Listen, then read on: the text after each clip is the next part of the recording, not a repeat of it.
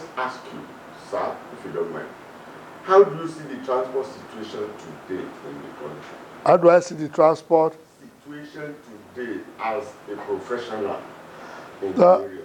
I want to say that, thank you for that question. And I want to say that the transport sector, I always describe it as 2 steps forward, 5 steps backward. And in a more jovial way, I describe it as action without motion.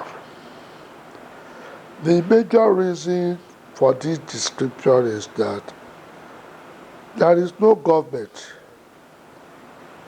even from colonial period, that doesn't have the interest of transport and development as a very serious agenda.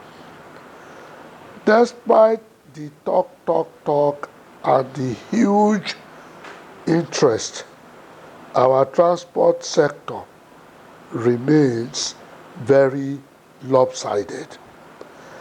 And the major reason that seems to be responsible is undue politicization of the sector, where many people involved claiming knowledge and authority over transport and development have little or no knowledge about what transport is. And another major observation is that the economic geography of Nigeria in the last 50 years has changed. It was predominantly agriculture. Today, it has also included oil and gas, solid mineral resources, and more importantly, IT development. So, meaning that our transport infrastructure development has not really responded to the economic dynamics of the country. You can imagine the population of Nigeria 50 years ago and what the population is today. Our transport infrastructure has not really responded to the increasing growth of our population. So, if we continue to invest within the context of the way we are investing in the transport sector, that is why I said 2 steps forward, 5 or 6 more steps backward. So, we have a very serious transport deficiency situation, and there must be deliberate focus, not the kind of focus we are witnessing, a genuine one that really relates the transport development with economic rationality. Excuse me, sir, if we take the transport or the transportation industry from the angle of intermodality. If we take the transport industry from the angle of intermodality, sir? Or multimodality. We'll be looking at the air, the rail, the road, and then the water. In all this, from all indication, none of them is connected. That is my argument. And we have professionals like you. Where did we get it from, sir?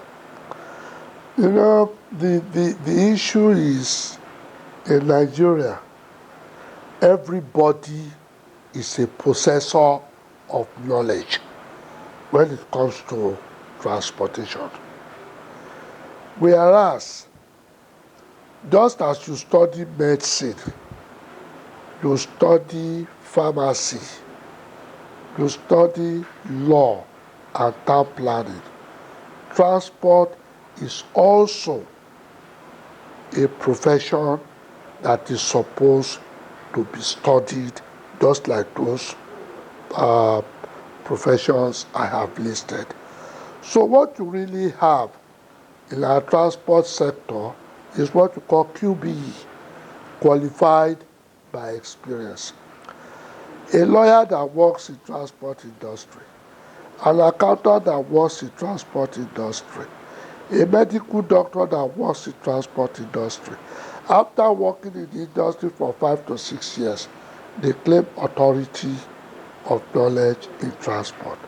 And I ask myself, what is the curriculum content of transport in their profession as medical doctors, as accountants, and as lawyers? I'm not saying all those professions should not be in transport. They should also go and learn about what transport is. Because why I'm saying this is that many people in the industry, they don't realize that transport is capital intensive. Transport is labor intensive. There is a limit to which technology can replace human requirement in the transport industry.